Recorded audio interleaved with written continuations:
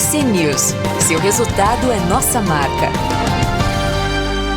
É um prazer e uma honra receber aqui o CEO da Profarma. Nós conversamos a partir de agora com o Sami Birmarker. Sami, obrigado pela gentileza, pelo espaço na agenda. Para nós é uma alegria imensa conversar com você no Almoço de Negócios. Seja muito bem-vindo. Boa tarde. Boa tarde. Eu que agradeço a oportunidade de estar participando aqui da live com vocês. A gente que agradece. Bom, nós temos aqui dois convidados especiais. São eles que vão fazer, de fato, as perguntas para você, Sami. Eu e a Camila Nascimento, que estamos aqui apresentando o programa, somos a ponte entre o executivo de mercado, você que está aqui nos dando a honra da sua presença, e os investidores, as investidoras que nos acompanham. Deixa eu cumprimentar o Malek Zen, analista aqui do TC, responsável pela nossa carteira de Small Caps e comentarista também do Almoço de Negócios. Olá, Malek! Seja muito bem-vindo. Boa tarde. Tudo bem? Fala, Vini. Boa tarde a todos, especial ao Sami. Obrigado por aceitar o convite e vamos falar bastante de Profarma hoje. Vamos falar muito, Profarma, Demil, tudo isso é pauta. Nos próximos minutos temos praticamente 1 hora de conversa a seguir aqui no seu Almoço de Negócios. Vitor Kitzmann, de maneira especial, também está com a gente nessa conversa pela primeira vez, participa do nosso TC Research. Ô, meu amigo, seja muito bem-vindo, Kitzmann. Tudo bem por aí? Boa tarde, Vini, Malek, Sami, pessoal, para Camila. Grande prazer estar com vocês novamente e agora pela primeira vez no programa de entrevista, né? Bem feliz e bem animado com uma tese tão interessante quanto a Profarma. Muito assunto para hoje, né, Vini? Sem dúvida, muito assunto. Bom, vou pedir para o Malek fazer a primeira pergunta aqui para o Sami. Em geral, nós damos a oportunidade, Sami, para o executivo de mercado falar sobre o modelo de negócio. Mas o Malek, nosso analista técnico, nosso analista fundamentalista, já falou diversas vezes sobre Profarma. Então a audiência do Almoço de Negócios conhece muito bem a tese, até por isso estamos aqui com os números expressivos dentro do nosso YouTube. Então, por favor, Malek, a primeira pergunta para o Sami é sua. Boa, Vini, obrigado. Assim, até se o Sami quiser falar um pouco sobre o modelo de negócio, acho que é bacana, mas eu já vou embalando aqui a primeira pergunta, de toda forma, né?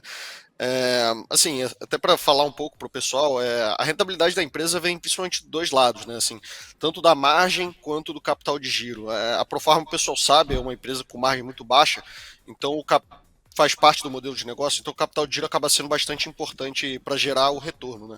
E aí, em cima disso, Sami, uma coisa que eu queria entender a gente que acompanha a empresa há um pouco mais de tempo, né, e a gente faz um estudo dos últimos anos da companhia, a gente vê que o capital de giro empregado na empresa, ele é decrescente ao longo do tempo. No sentido de que o capital de giro operacional em relação à receita, ele é decrescente ao longo do tempo.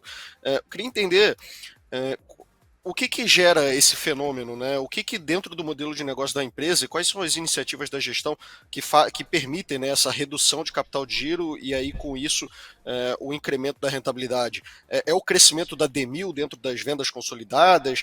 O que permite isso? O que permite essa característica? E o que é para a gente esperar nos próximos anos? Legal, obrigado pela pergunta, Mário. Cara, é um pouco de tudo, né? Na verdade, é a questão da escala que a Profarma vem conseguindo atingir no setor. Isso acaba viabilizando duas coisas. Uma negociação melhor com a indústria, nesse financiamento do estoque do inventário que a gente carrega, e, ao mesmo tempo, a diluição em dias por conta do aumento de venda média nos centros de distribuição. Aqueles itens de curva C e D que você acaba tendo que carregar, a embalagem mínima de compra normalmente é maior do que um mês de venda ou dois, e à medida que você começa a crescer, essa gama de produtos, você não precisa comprar mais e acaba diluindo, de certa forma, o número de dias em estoque.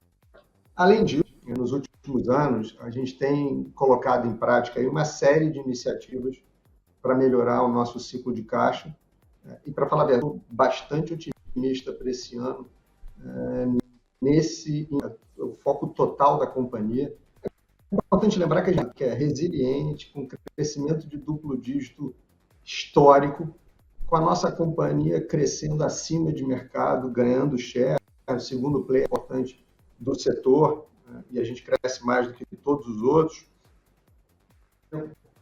Com isso, a gente tem conseguido uma série de iniciativas. Por exemplo, a gestão de categorias. Tem categorias em que eu tenho um ciclo de melhor do que isso. Dentro das próprias categorias, existem fornecedores, o ciclo de caixa é melhor do que o seu concorrente. E aí a gente acaba falando mais os negócios onde a gente tem um ciclo de caixa melhor, né, e tentando renegociar aqueles negócios em que a gente hoje entende que o ciclo de caixa não está adequado. Eu te diria que a gente fez muita coisa nos anos, mas esse ano a gente está fazendo aqui da forma mais estruturada que a gente já fez. A gente está com uma consultoria aqui, quase que uma sala de guerra, que a gente entende que tem muito valor para a gente buscar nesse indicador tão importante, e a gente já vê os resultados. Acho que o segundo TRI, nesse ponto, já vai indicar uma linha ou outra apresentando uma melhora importante. Então, vai ser bacana observar isso ao longo desse ano. Acho que ano passado a gente teve 3 trimestres bons, com ganhos expressivos em relação aos anos anteriores. A gente escorregou no quarto TRI, teve um pouco de mercado, né? Teve um pouco também de bobeira nossa na área de supply, mas esse ano a gente já reverteu e eu estou bastante empolgado aí com o que a gente tem para estar capturando ainda de valor nesse indicador. Nesse instante, 2 horas mais 14 minutos, o papel ordinário da Profarma é negociado a R$ 5,30, sobe 0,76%. Por gentileza, Vitor, a sua primeira pergunta para o Sami, nosso convidado para Lado Especial desta quarta-feira.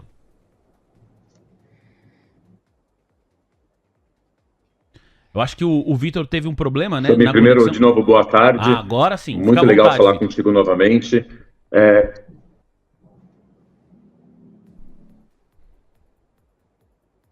Tá com delay pelo jeito, né? Sim, mas nós estamos te ouvindo. Fica à vontade para fazer a pergunta, tá bom, Vitor?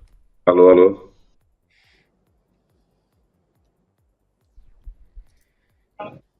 No caso do Vitor, a gente vai ter que refazer a conexão com o Vitor, porque o delay está muito grande, né? Até ele ouvir o que nós estamos falando aqui, chegar lá e fazer a pergunta, a conversa fica impactada. Então, por gentileza, Malik, peço aqui que você faça a sua segunda pergunta. Depois, quando o Vitor Kitzmann restabelecer a conexão, ele faz 2 questões em seguidas também. Bola contigo, Malik. Fica à vontade, por favor. Boa, obrigado, Vini. Bom, Sami, você chegou a comentar, né, que a Profarma tem mostrado um crescimento expressivo e acima do mercado, né? Isso é uma característica que a Profarma tem entregado quase que religiosamente, esse crescimento de duplo dígito e acima do mercado. O que permite com que a Profarma continue ganhando market share ao longo do tempo, né? Tanto do lado de redução de capital de giro quanto do lado de ganho de market share, não são coisas que dá para perpetuar, né? Assim, eventualmente se talvez chegue num limite, né? O que a companhia pode continuar fazendo daqui para frente para ganhar market share? Qual que é, de repente, vocês abriram, por exemplo, ou estão para abrir um centro de distribuição no Mato Grosso, né? Que você falasse um pouco sobre essa dinâmica, até que ponto vocês acreditam que conseguem continuar crescendo aí acima do mercado? Legal. Só complementando aquela minha resposta anterior, eu não falei da gestão que a gente pode ter também nos termos de venda, né? Que a gente tem conseguido, do mesmo jeito que a gente faz gestão de categoria, incentivar e otimizar os nossos negócios com clientes que nos deixam um capital de giro mais leve, né? Isso também está sendo trabalhado fortemente nesse ano. Cara, avenidas de crescimento, eu acho que assim, a gente está num setor que vai se consolidar ainda mais. Essa taxa de juros nesse patamar estrangula alguns outros players menores, e que a gente tem percebido o movimento dos fornecedores de trazerem cada vez mais negócios para empresas mais estruturadas ou com um disclosure melhor de números. Então, a Profarma se beneficia nesse processo de consolidação. O CD do Mato Grosso ao meu ver, uma oportunidade aí de $500 milhão de venda ano, quando tiver mais próximo da sua maturidade, com margens boas. É um mercado com pouca competição, a gente entende que pode se tornar um dos 3 centros de distribuição mais rentáveis do grupo. Assim, a gente ainda tem market share para a gente igualar. Por exemplo, o estado de São Paulo, a gente tem um market share menor do que a nossa média, por isso que a gente abriu um centro de distribuição lá em 2000 2022-2023, a gente já colhe esses resultados, a gente precisou de mais capacidade operacional. A própria região sul, a gente não tem o market share que a gente tem no centro-oeste, que a gente tem no nordeste, que a gente tem no sudeste, menos São Paulo. Então, melhorando continuamente a nossa operação, passando a segurança para os nossos fornecedores, que acabam trazendo mais negócios para a gente, e nos aproximando cada vez mais dos clientes, a gente tem conseguido, de fato, crescer mais do que a concorrência e trazer ganhos expressivos de share no nosso negócio, com melhorias de margem. Acho que esse é um ponto importante, e melhorias de ciclo de caixa. Então, a gente tem feito, nesse sentido, o dever de casa bem feito. A gente não está crescendo por crescer. O desafio no nosso negócio é crescer com qualidade. Não é tão difícil crescer, mas, normalmente, é o crescimento mal coordenado que acaba trazendo grandes problemas para a companhia. No nosso caso, a gente está com uma lupa bem forte, bem próxima de como a gente vai conduzir esse processo de crescimento, e tem dado certo. Muito obrigado, Sami, pelas ponderações. Olha, já chegam aqui algumas perguntas e me parece que os nossos telespectadores estão olhando para o modelo de negócio da Profarma como olham também para qualquer empresa no cenário atual macroeconômico. Talvez a pergunta que a gente recebeu aqui da Sandra de Curitiba, no WhatsApp, vai em linha com o que está acontecendo agora. Os contratos de juros futuros, principalmente na ponta longa, na cauda longa dos juros, estão renovando máxima intradiária, até 20 pontos base de elevação para o D1F31. A taxa está perto de 12% ao ano. O mercado está precificando, portanto, a Selic em janeiro de 2031 em algo perto de 12%. O DI 33 acaba de tocar agora, 12,02%. Pessoal, a Sandra, mas outras pessoas estão comentando muito sobre juros. A Sandra, de fato, pergunta, tem interesse, nossa telespectadora de Curitiba, em saber como vocês da Profarma estão trabalhando nesse cenário macroeconômico desafiador para qualquer modelo de negócio. Pensando estruturalmente, qual o impacto do curto prazo no modelo de negócio da Profarma? Por gentileza, Sami, especialmente para Sandra de Curitiba. Beleza. De fato, é bastante importante, ainda mais num negócio que tem a margem EBITDA baixa, não o ROIC baixo, mas a margem EBITDA baixa. A gente tem que estar sempre muito atento à alavancagem. E a gente tem, nesse sentido, feito um dever de casa, se você olha os últimos 5 anos, de uma linha contínua de desalavancagem. E como é que a gente consegue trabalhar isso? Melhorando a nossa margem EBITDA e, ao mesmo tempo, trabalhando fortemente no nosso ciclo de caixa. Mas tem mais uma iniciativa que, obviamente, você pode estar trabalhando melhor os seus spreads que você paga de juros aos bancos. E esse ano também, eu acho que a partir do segundo semestre, a gente vai poder começar a observar, até fruto também de toda a nossa melhora operacional nos últimos 4, 5 anos, esse processo de desalavancagem tem trazido a nossa oportunidade de lidarmos, escolhermos os menores spreads. Então, a gente também está trabalhando na ponta de não só diminuir ou estabilizar a dívida, mas, ao mesmo tempo, ter uma dívida mais barata. Ô Sami, deixa eu aproveitar, o nosso Vitor Kitzmann está aqui com a conexão restabelecida, mas só para não deixar passar o gancho da pergunta da Sandra e também a sua resposta, nós vimos aqui o mercado penalizando algumas companhias dos mais diversos setores que resolveram investir nesse momento, fazer algum M&A, comprar operações de outras empresas do mesmo segmento. Eu quero te ouvir, enquanto executivo de mercado, o quanto o cenário atual macroeconômico e essa preocupação de players importantes, olhando principalmente para a alavancagem da companhia, tira o ímpeto do empresário, do executivo, em avançar em crescimento e negociações no cenário atual. Por gentileza, Sam, o que você pode falar para os nossos telespectadores nesse sentido? Vini, excelente pergunta, bem bacana. É óbvio que você tem que estar sempre cruzando com as oportunidades que o seu negócio, né, o seu setor, as oportunidades que ele lhe apresenta. A gente ainda tem muita capacidade de crescimento orgânico, tanto na distribuição quanto no varejo. A Demil segue aí crescendo de forma bastante acelerada e isso também contribui para o crescimento da Profarma. Como eu te falei, a gente tem market share para estar igualando em algumas regiões, tem regiões novas. Então, assim, a aquisição, um M&A para a gente, começa a fazer menos sentido. Apenas se for algo muito estratégico, mas, de fato, Quando você vai analisar o retorno e os riscos de qualquer M&A com as taxas de juros atuais, você para pensar 2 vezes. E o pior é a expectativa disso continuar por mais tempo. Se você entende que esse é um movimento de 6 meses, 1 ano, ok, mas hoje a gente não tem essa visibilidade e você tem que levar isso em consideração, porque às vezes uma tacada que parece fazer todo sentido estratégico, ela acaba colocando a companhia toda num caos que você não gostaria de entrar. Então, de fato, tira um ímpeto sim, mas lembro que no nosso caso, a gente ainda tem muita avenida orgânica de crescimento para estar explorando. Muito obrigado, Sami. Bom, deixa eu passar a palavra aqui pro Vitor Kitzmann. Estamos restabelecidos, viu, ô Vitor Kitzmann? Tô te enxergando bem, tô vendo o seu sorriso na tela, a felicidade de quando a conexão não nos atrapalha. Ô Kitzmann, ó, a gente tava falando há pouco a respeito de alavancagem aqui com o Sami, e o Malik, no momento que você tava fora aqui, ele perguntou a respeito do market share. Foram 2 assuntos abordados numa primeira camada, fica à vontade para aprofundá-los, se você assim desejar, ou a gente vai por outros caminhos. A bola tá contigo, Kitzmann. Não, perfeito, Vini. Então, desculpa aí pelos problemas de conexão. Agora acho que estamos restabelecidos, né? Sim, sim. Eu vou aproveitar o gancho da alavancagem, Sami.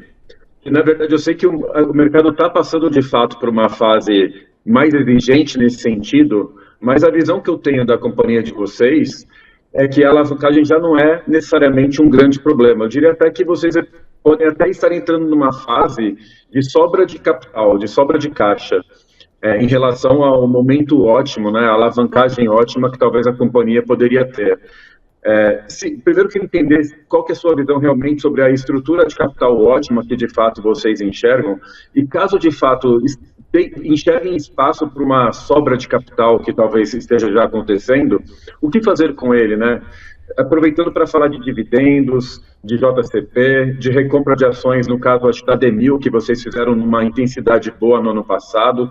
Então, aproveitar um pouco até para desmistificar eventualmente um pouco essa questão de alavancagem, porque o mercado está mais sensível, mas não necessariamente para uma empresa tão estável como é a Profarma, isso seja um problema tão grave nesse momento. Vitor, como você bem disse, a gente vem conseguindo trabalhar bem esse indicador nos últimos anos. Eu estou bastante otimista com o que a gente vai estar entregando nesse ano. Tem um plano de ação bastante robusto, os primeiros resultados já começam a aparecer. Eu acho que a gente não está muito longe de uma alavancagem que eu consideraria ideal para a gente estar rodando. É óbvio que ela muda um pouco, né, quando a gente olha para uma taxa de juros de duplo dígito, do que quando eu olho para uma taxa de juros de 8%. Eu acho que hoje seria o nosso ideal rodar, vamos lá, em torno de 1,5 vezes. A gente não precisa fazer isso em um ano, né?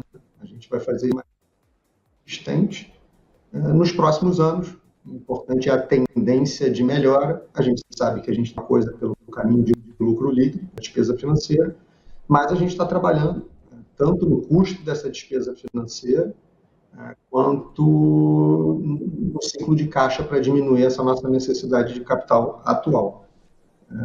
E dentro dessa estratégia de fazer isso de forma paulatina e progressiva, essa desalavancagem, abre espaço para a gente manter uma política de dividendos que deixe todos os stakeholders satisfeitos.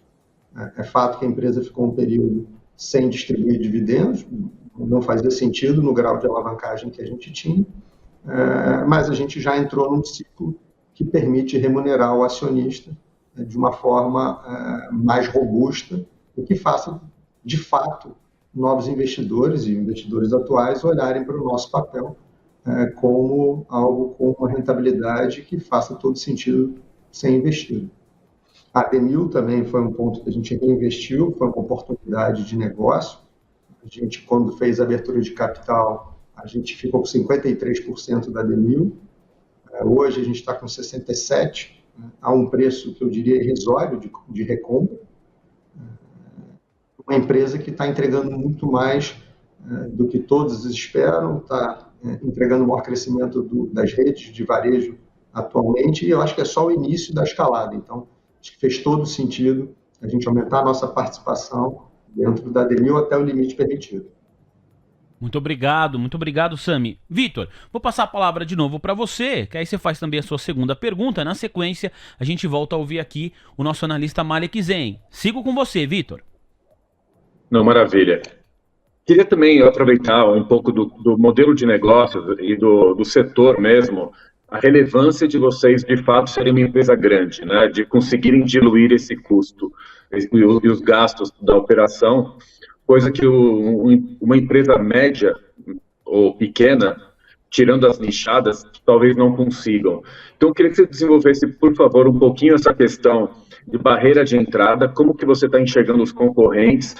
Eu sei que muitos deles acabam existindo apenas por questões tributárias, né, para se aproveitarem de algumas brechas tributárias, e talvez com uma reforma podem até se complicar um pouco mais, e aqueles que realmente não conseguiram crescer. E eu sei que, com a taxa de juros do Brasil, quem não consegue ser grande num setor de margens apertadas acaba, em muitos momentos, não persistindo por muito tempo. Então, um apanhado geral da parte concorrencial, e se puder apontar alguns riscos que vocês enxergam também, se tem algum entrante novo que pode fazer diferença, ou um distribuidor de outro setor teria muita dificuldade de ser grande nesse tipo de farmácia que é mais específico. Então, essa é uma visão geral, setorial, acho que seria legal também para o público conhecer um pouco mais sobre a Profarma. Legal, eu acho que a gente, como eu falei inicialmente, está num setor que já demonstrou total resiliência, um crescimento dado por conta do aspecto demográfico, que é o envelhecimento da população brasileira, e a partir dos 60 a 65 anos é comprovado que, de fato, o consumo de medicamento aumenta exponencialmente, e o Brasil está envelhecendo mais rapidamente do que todo mundo previa. É um setor, varejo e distribuição, como sempre, são margens menores do que a indústria, então a escala é muito importante. É óbvio que uma boa gestão desse indicador, isso a gente tem por tradição, está fazendo. Então, lembrando que a gente, quando compara o nosso crescimento com a inflação, que deveria de alguma forma reajustar parte das nossas despesas, a gente tem conseguido fazer um bom trabalho, tem sempre oportunidade. Quando eu falo que a gente tem oportunidades regionais, isso acaba invariavelmente ter também a oportunidade de maior diluição de algumas despesas fixas nestes CDs. Então, assim, acho que é um dever de casa muito importante. Chamo a atenção, aí, Vitor, acho que é importante, quanto mais a DMIL pesa no negócio da Profarma, os números consolidados, eles começam a atrapalhar um pouco a visão. Esse é um recado que eu queria dar. Por quê? Porque o varejo tem uma despesa operacional muito diferente da distribuição. Muito maior, porque a margem bruta é muito maior. Eu sugiro que cada vez mais sejam olhados os negócios de forma separada, que a gente até faz o release dessa maneira também, para que a gente possa analisar e comprovar que a Profarma vem fazendo uma diluição da sua despesa. Uma parte importante do nosso negócio, de fato, tem uma despesa fixa, e que com o crescimento que a gente vem implementando, a gente tem conseguido diluir. Mas chamo a atenção para isso. Eu acho que a gente precisa olhar cada vez mais os números, não de despesa, margem bruta. No consolidado, eles podem começar a trazer diferença de mix de negócios, atrapalhando a comparação com o passado. Do ponto de vista de mercado, essa taxa de juros ela penaliza por um lado, mas por outro ela traz oportunidades. A gente tem visto uma série de concorrentes na distribuição com dificuldades, entrando em RJ, e nessa hora tem sempre aquele movimento de flight to safety. Né? Boa parte dos fornecedores busca um abrigo nos distribuidores que eles se sentem mais seguros. E a Profarma faz parte desse time.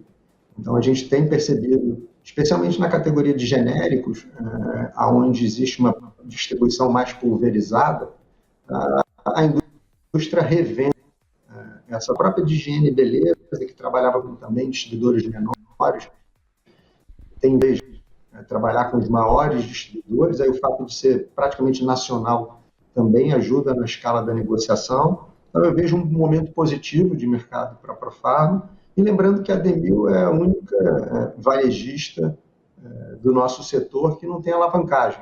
Ela está crescendo de forma expressiva, com toda a geração de caixa que ela está fazendo no ano. Essa é a nossa estratégia na Demil. A gente não vê nenhuma aquisição sendo feita aí no curto e médio prazo, a gente vê sim a gente acelerando o plano de expansão, como a gente tem feito ano a ano, sendo financiado com os recursos gerados pela companhia, para que tenha uma empresa rentável nos próximos anos. Muito obrigado, Sami, pelas ponderações. A próxima pergunta é do Malik Zen. A gente só precisa pontuar que o Ibov acentuou o viés de baixa. Deixa eu mostrar para você graficamente e rapidamente o que está acontecendo com o Ibovespa e também com o Ibovespa Futuro. A Cami vai me auxiliar aqui com a situação dos DIs, os contratos e juros futuros que operam de ponta a ponta no campo positivo. O Ibov, nesse instante, olha só, é cotado a 122.740 pontos. No gráfico diário, uma desidratação de 0,86%. O índice nesse instante é arrastado por Vale, Eletrobras, Prio e Petrobras. Vale, Eletrobras, Prio e Petrobras arrastam o Ibov. Ibovespa Futuro negociado nesse momento no patamar dos 123.075 pontos, tentando se sustentar acima dessa região dos 123 mil pontos. O Ibovespa Futuro, que também opera em tendência de baixa, no viés negativo para os comprados. Quem está vendido aí em Bova 11, em mini índice, certamente está colocando dinheiro no bolso no dia de hoje. Um recuo na casa de 0,70% para o Ibovespa Futuro. Dolfoot está tentando buscar a região de R$ 5,21. Elevação agora para o futuro da moeda americana de 0,95%. Também vou colocar no gráfico aqui de 5 minutos para você que nos acompanha de qualquer lugar do Brasil e do mundo. Muito obrigado, aliás, pela sua audiência. Olha só, agora arrefeceu um pouquinho o movimento do Dolfoot. Voltou lá para a região de R$ 5,209. R$ 5,209, muito perto de chegar ao patamar de R$ 5,21. E os DIs, de ponta a ponta, no curto, médio e longo prazo, seguem estressados, não seguem, Cami? Sim, Vini. DI 25 subindo 4 pontos base e meio a 10,42% ao ano. DI 27 subindo 20 pontos base a 11,25% ao ano. E DI 31, que até agora há pouco estava tocando a máxima, está subindo 19 pontos base agora a 11,95% ao ano. É um mercado agora, de fato, com uma aversão grande ao risco. A aversão ao risco é o que nós temos aqui no cenário doméstico, também no mercado internacional. Sempre um oferecimento da Webull. Se você pensa em investir nos Estados Unidos, a Webull QR Code está na tela, o melhor caminho. S&P recua 0,56%, já cotado, negociado abaixo do patamar dos 5.300 pontos. Dow Jones cai quase 1%. Nasdaq, a bolsa tecnológica americana, tem um recuo agora na ordem de 0,47%. 1 hora, 2 horas, 2h35. Malik, por gentileza, a sua próxima pergunta. Nós estamos conversando aqui com o CEO da Profarma, Malik. Ô, seu microfone está fechado, Malik. Abre o microfone aí. Agora sim, meu garoto. Obrigado, Vini. Bom, Sam, eu queria falar um pouco da Demil, você até comentou um pouco dela. A companhia tem hoje quase 70% das ações da Demil, é um investimento relevante, né? E aí eu queria entender um pouco assim, qual que é o benefício para uma farmácia ter essa verticalização junto com a distribuidora, né? Quais que são as principais vantagens competitivas que a Demil tem no DF, ali no Distrito Federal, mas tem alguma coisa talvez no Mato Grosso, mas ela está bem concentrada ali no Rio de Janeiro, enquanto que a Profarma ela tem esses canais de distribuição bem mais, vamos dizer assim, muito abrangente, né? Você comentou Mato Grosso, São Paulo, enfim, tem outras várias. Então, assim, do ponto de vista estratégico, né, qual que é a razão, né, desse investimento dentro da Demil? O que isso agrega? O que vocês veem de potencial? Como é que vocês conseguem agregar valor ao negócio no longo prazo de entrar em novos mercados ali, aproveitando já a distribuição da Profarma? Legal, obrigado, Mário. Cara, de fato, você tem um ganho muito importante de sinergia com a Profarma. Quando a gente olha, a primeira coisa que a gente vê é que a Demil, como uma rede média, acaba tendo acesso a melhores condições de compra, porque ela se junta com a Profarma para fazer alguns negócios com os fornecedores. Ela acaba sendo tratada de forma diferente pelos fornecedores, por ser uma empresa investida da Profarma que compra da Profarma. Então, acesso a melhores condições comerciais, acesso a todo e qualquer benefício tributário que a Profarma tenha na região. Um outro ganho diferencial bastante importante para a Demil é que todo o EBITDA, basicamente, vira caixa e de forma muito rápida, porque o ciclo de caixa é de 9, 10 dias, diferente do resto do setor, na média de 60 dias. Por quê? Porque ela não carrega o estoque do centro de distribuição. Essa é uma atividade da distribuidora e só consegue funcionar tão bem porque existe um compartilhamento de informações entre Demil e Profarma que viabilizam que a Profarma tenha um nível de serviço, de atendimento bastante adequado para as lojas da Demil. Então, a Demil não se preocupa com o centro de distribuição, nem com carregar esse estoque, o que diminuiria a sua capacidade de reinvestimento. Então, cada real de EBITDA da Demil, ele vira mais loja do que um real de EBITDA de uma rede que tem 60 dias de ciclo de caixa e muitas das vezes tem que fazer CAPEX em centro de distribuição. O único CAPEX que a Demil faz é em loja nova ou para estruturar a operação de informática, de etc. Então, acho que esse é um diferencial importante. A gente também tem sempre a possibilidade de estar expandindo para outras regiões já servidas pela Profarma. Acho que não vai fazer sentido, até dada a região que a gente já atua como Profarma, não faria muito sentido a Demil expandir para uma região diferente das que a Profarma atua. Tem um exemplo muito clássico agora que o próprio Mato Grosso. A gente tem 6 lojas da Demil lá sendo atendidas por Brasília e a Profarma viu a oportunidade de mercado de estar abrindo seu centro de distribuição.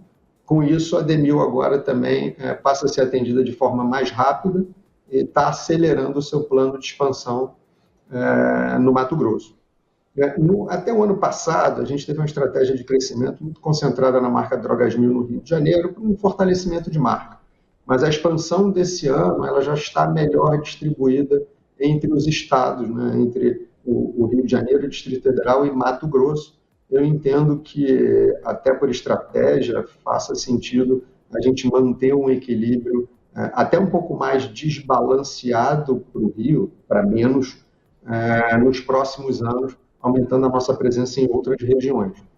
Lembrando que, além de Mato Grosso, a Profarma serve praticamente 90% do mercado brasileiro de consumo de farmácia. Eu não sei se eu pulei uma parte da resposta, porque o teu microfone, pelo menos para mim, falhou um pouco. Se eu tiver não respondido, por favor, repete. Malik, foi contemplado todos os pontos ou tem algum outro assunto que você gostaria de abordar a respeito desse tema? Eu queria entender assim, existe no planejamento, é claro que a companhia até deu o guidance de dobrar o número de farmácias, né?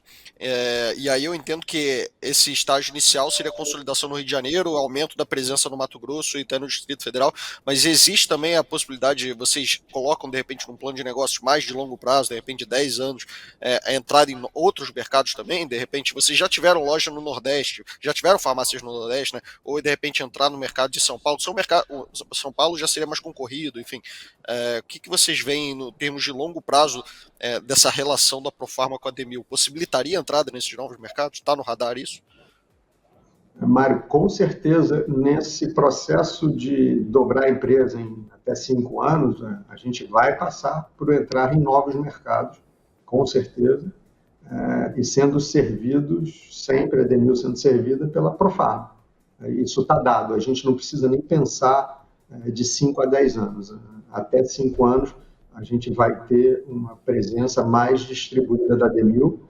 É importante até que a gente fique nos lugares, nesse primeiro momento, onde a gente foi cada vez mais capacitando a nossa operação, em locais que você já tem um forte reconhecimento de marca, que era o caso do Rio e do Distrito Federal, Mas hoje a operação já está redonda a um ponto de que a gente se sente confortável para entrar em novos mercados, distribuindo um pouco melhor as vendas por região no Brasil. Então, para a gente atingir esse objetivo de dobrar a rede, a gente vai passar por novas regiões até no máximo 5 anos. Sami, na sua resposta anterior ao Marek, em algum momento você fala a respeito da tributação. Nesse sentido, eu gostaria de saber como que os executivos e você estão olhando aí dentro da Profarma, da Demil, para a nova reforma tributária, para o novo sistema tributário do nosso país. Foi um assunto que recebeu um holofote gigantesco, tanto da área econômica como da área política, há alguns meses, agora perdeu um pouco de fôlego, ainda assim é uma pauta absolutamente relevante. Já é algo muito discutido dentro da companhia, por gentileza, Sami? Veja só, Vini, é óbvio que esse é um ponto bastante importante para a cadeia como um todo. Hoje existem vários fornecedores, laboratórios que desfrutam de benefícios fiscais, que seriam de alguma forma revistos. Mas, primeiro, eu acho que assim, boa parte da definição de como é que vai ficar a reforma tributária, ela aparecerá agora nessa parte do Congresso, né? Até agora, você teve um trabalho muito forte da Receita, com pouca participação política e de empresários representados através da política. Acho que é um momento da gente acompanhar de perto, porque algumas coisas podem mudar, mas em termos gerais, traria uma mudança importante daqui a 5 anos, 6 anos, e que você voltaria a ter a parte logística como talvez a mais importante na sua decisão de abrir um centro de distribuição numa região. Hoje, de fato, é tributária, porque cada estado se defende do seu vizinho com uma tributação diferente. E aí, nesse sentido, o que eventualmente a gente poderia perder de margem com uma retirada de benefícios tributários, a gente poderia recuperar de 2 ou 3 formas. A primeira é que, para operar em determinadas regiões, a gente precisaria ter menos centros de distribuição do que a gente tem hoje. A gente tem 5 centros de distribuição no Nordeste. Se você não tiver assim, você não consegue operar, porque a parte tributária vira barreira. Sem essa barreira, a gente não vai precisar de 5, talvez opere com 2. E aí isso vai te dar uma diluição nas despesas do seu centro de distribuição. Vale lembrar que tanto a distribuição quanto o varejo, eles não operam com desconto zero. Hoje, se você for numa farmácia de rede, muito provavelmente o menor desconto que você vai receber, o desconto médio que você vai receber no medicamento de prescrição, vai ser entre 15% e 20%. E com isso, o que acontece? Qualquer perda de margem que a distribuição retirar de desconto do varejo, ele vai ter, por conta da perda tributária, ele vai ter espaço para reduzir o desconto para o consumidor final. O mesmo acontece da distribuição para o varejo. A gente não vende com desconto zero. A gente vende com um desconto médio e que ele vai ser reduzido à medida que a gente perder essa margem tributária. No final das contas, eu acho que tem uma inflação de preços ao consumidor, pelo menos inicial, por conta da redução dos descontos praticados atualmente. Acho que essa é uma saída muito provável para os impactos de uma reforma tributária. E tem toda uma renegociação com os fornecedores também, que vai fazer parte desse pacote. Então, uma otimização logística, readequação de descontos de venda, renegociação de descontos de compra. Pode ser que, neste formato, a gente perca algumas vendas que a gente faz para grandes redes, como Raia, DPSP, porque a gente compartilha o nosso benefício tributário com eles, e aí a gente consegue ficar até mais competitivo do que o fornecedor algumas vezes. Talvez esse tipo de venda a gente perca, mas, por outro lado, a gente vai estar ganhando todo o mercado daqueles menores distribuidores que muitas das vezes, vamos dizer assim, tem planejamentos tributários excêntricos, que a gente, obviamente, pelo porte, pela tradição da companhia, pela ética, a gente não faz. Então, se por um lado eu posso perder alguns dos volumes com grandes fornecedores, com grandes clientes, eu vou estar ganhando de concorrentes por conta da escala da companhia. Então, é um negócio que é óbvio, não vai ser passeio no bosque, ele não vai se autoajustar em 30 dias, mas eu não vejo ele como estruturalmente ameaçador. Ele é transformador, mas ele não é ameaçador. Muito obrigado, Sami. Falamos aqui de assuntos absolutamente importantes. 2 horas mais 47 minutos. Temos tempo para uma última pergunta do Vitor Kitzmann e mais uma pergunta do Malek Zen também. Então capricha, Vitor. Bola contigo. Boa, vou na parte mais importante então, que é um aprofundamento da questão de dividendos. Assunto que muita gente nos pergunta, né, Vini, principalmente no café, no nosso café, né, no nosso almoço de negócios.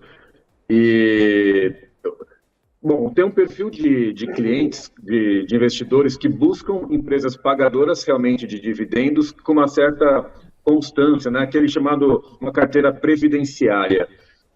Eu queria entender de uma visão, de uma forma um pouco mais ampla, obviamente sem dar guidance, né? Mas pensando de uma forma mais genérica, o que esse investidor poderia esperar da Profarma?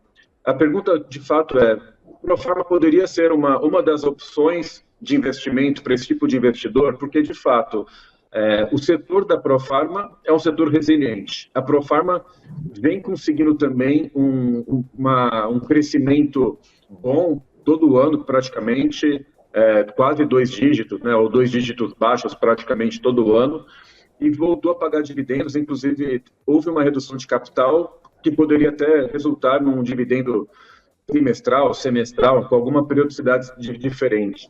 Então, eu queria entender a visão de vocês, pensando na continuidade da operação. Dá para esse tipo de investidor pensar na Profarma como uma boa opção para ele? Só uma correção, Vitor. O CAGR de crescimento nos últimos 5 anos ele foi superior a 15. Então, a gente tem, de fato, conseguido crescer bastante aí, mais do que o setor.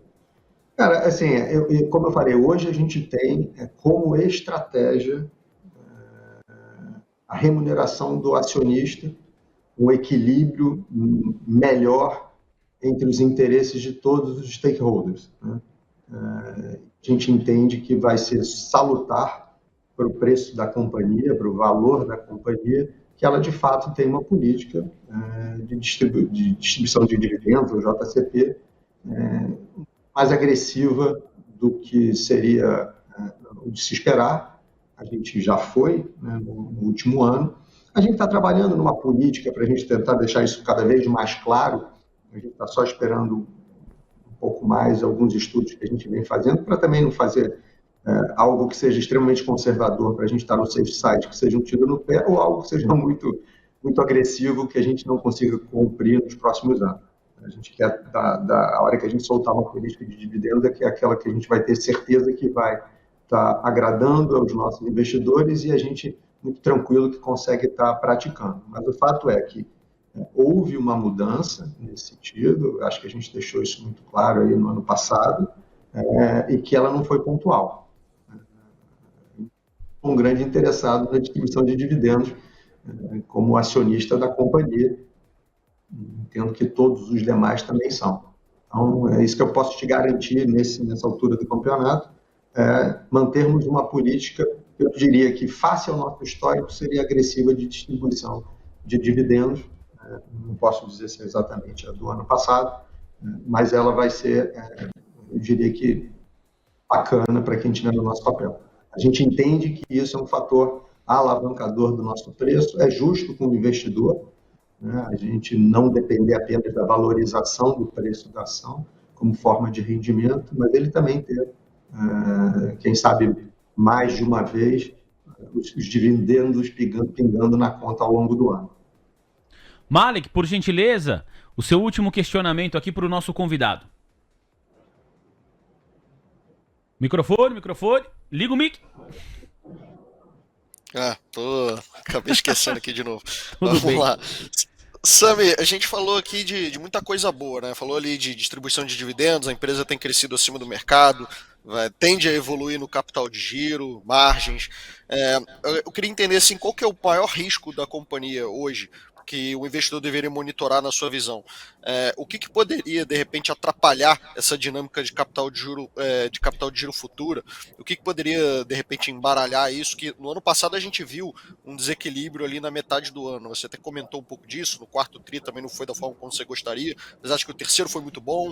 Então, apesar da trajetória ser positiva, às vezes tem algum percalço. O que poderia, de repente, atrapalhar a dinâmica de capital de giro? Ou do lado das margens, de repente, a gente tem que ficar atento ao repasse de preço. A gente sabe que os medicamentos tem preço controlado, né? Enfim, isso talvez seja uma dinâmica para a gente olhar. A gente falou também de market share, isso não parece ser algo que preocupa muito, entrar de concorrente. O que é, na sua visão, o maior risco e o que o investidor deveria estar monitorando aí no dia a dia da companhia? Eu vou tentar ir em cima de alguns do que você falou. A entrada de um novo concorrente, pelo menos no curto prazo, eu acho que é muito difícil. A gente não tem visto nenhum nesse sentido. Todas que ocorreram no passado foram mal sucedidas. Você tem, de fato, uma barreira de entrada importante, capital de giro, o acesso e o crédito a 60 mil farmácias, uma operação logística de guerra, né? 1,5 milhão de pedidos mês, não é qualquer operador logístico que consegue fazer isso. A relação com a indústria, que também não acontece de uma hora para outra. O que a gente acabou vendo de novos entrantes foi muito mais uma passagem breve pelo setor. Óbvio que hoje em dia a gente não pode descuidar, mas não vejo isso no cenário de curto prazo. O nosso maior risco, como em qualquer setor, é o aspecto concorrencial, né? A gente teve, por exemplo, uma piora na segunda parte do ano passado. Eu diria que muitas das empresas haviam feito os seus planos de negócios para o ano baseados em crescimentos muito fortes da época de Covid. E aí, para entregar esses resultados, eu acho que aceleraram um pouco as condições de venda. Então, esse é um risco. No momento, a gente não está vivenciando nada nesse sentido, mas ele é sempre presente, tanto no varejo quanto na distribuição. A gente tem que botar, até depois do que aconteceu no Rio Grande do Sul, você tem que sempre colocar agora um aspecto climático. Acho que é importante dizer de novo que pesou o nosso negócio. Infelizmente, isso demonstra que a gente tem um share pequeno naquela região, mas a gente tem que ter um plano nesse sentido para que não seja muito machucado em eventos climáticos que possam acontecer daqui para frente. Se tem riscos regulatórios, a gente tem uma Anvisa bastante atuante, você pode estar sempre tendo alguma mudança, mas, de novo, não tem sido são nos últimos tempos. A questão de aumento de preços, na verdade, ele é até controlado, porém interessante, porque se você olhar a série histórica de, 10, 15 anos, ele repassou a inflação ou um pouco mais. Então, ele é um controlado que nos assegura repasse de inflação. E toda a parte de higiene e beleza, e até uma parte de medicamentos que não tem controle de preço, asseguram um aumento médio maior do que a inflação. Mas esse é sempre um ponto importante, principalmente quando você tem picos, né? 3 anos atrás, ou 2, a gente teve um aumento de preço de 10%, 12%, foi um dos maiores dos últimos tempos. É óbvio que no ano seguinte você vai ter uma dificuldade maior para manter aquela margem que você conseguiu capturar na troca de preços do seu inventário. Mas, assim, no cenário de inflação atual, mais estável, a tendência disso é menor. Outra coisa que hoje em dia, cara, uma operação tão complexa quanto a nossa, você tem sempre o risco de invasão cibernética. A gente investe pra caramba nisso, a gente continua investindo, mas cada dia você vê uma notícia nesse sentido, que hoje qualquer empresário fica preocupado. Mas, de novo, do ponto de vista setorial, caso seria alguma grande mudança tributária que eu não vejo no momento acontecendo, ou uma grande mudança concorrencial. Novamente, a gente pode ver por um breve período, como foi no quarto trimestre do ano passado, mas não estruturalmente. Sinceramente, eu não vejo um grande risco nesse sentido. A gente teve, nos últimos 18 meses, uma piora da inadimplência dos nossos clientes na distribuição. Acho que isso é fruto de um momento de bonança durante a pandemia. Várias farmácias independentes cresceram, abriram novas lojas e não estavam estruturadas para enfrentar um momento em que as grandes redes voltaram a ganhar share e aí acabaram se enrolando um pouco. Esse é sempre um risco que a distribuição ocorre na parte de crédito. É importante lembrar que a gente também fez nesse ano uma revisão completa na área de crédito, a aplicação de novos ratings nos nossos clientes, e isto está sob controle, sob domínio. Acho que o maior de curto prazo que pode acontecer é concorrencial, mas eu não vejo ele estruturalmente, até porque quanto mais consolidado o setor vai ficando, ele tende a ficar mais lado nesse sentido. Começam a ter os players que sofrem as mesmas dores e acabam impondo preços que fazem sentido. Né? Sim. Mas por aí, cara.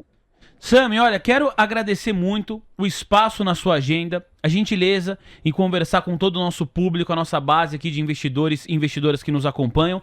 Muito sucesso no negócio e até uma próxima oportunidade. Mais uma vez, muito obrigado. Obrigado aí, pessoal. Vini, Mário e Vitor também. Muito obrigado. Foi um prazer. Nós conversamos aqui com o diretor-presidente, o CEO da Profarma. Falamos muito a respeito do modelo de negócio da distribuidora e também tratamos da rede de varejo farmacêutica Demil. Vou começar me despedindo aqui do nosso Vitor Kitzmann. Ô Vitor, um grande abraço para você, obrigado pela participação. Na segunda-feira nós não nos encontramos no programa, aí só na outra semana, né, Kitzmann? Perfeito. Mas foi um grande prazer participar, deixar um abraço para todo mundo aí e um bom restinho de semana aí, na verdade de dia, né, porque agora é feriado, então que a bolsa melhore um pouquinho e até na outra semana, sem ser que vem na próxima, estaremos de volta. Abraço. Valeu, meu parceiro, obrigado, um abração pra você. Malek, tamo junto, excelente feriado, bom descanso, a gente volta a trocar uma ideia aqui na semana que vem, Malek, grande abraço.